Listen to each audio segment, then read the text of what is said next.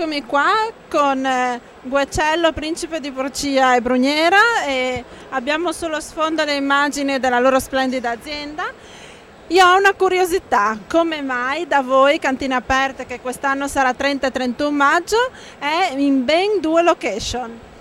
Allora, tanto benvenuti e ben arrivati, grazie di essere stati qua. Insomma, la nostra idea è quella di essere presenti in entrambe le cantine, perché vogliamo dare un taglio diverso anche alla presenza dei visitatori nelle nostre aziende.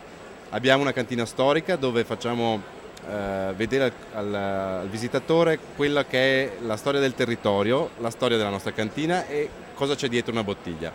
La parte invece relativa alla cantina di Azzano X, quella che io chiamo Fattoria di Azzano X, è riferito al mondo rurale che sta dietro alla viticoltura, quindi all'integrazione che c'è tra il vino e le altre culture del territorio.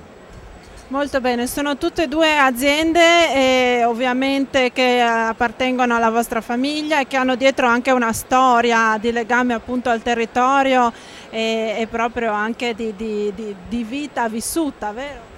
Beh sì, io sono la 50ª generazione, ecco, quindi è un onore e un onere anche certe volte appartenere a una famiglia di così lunga tradizione.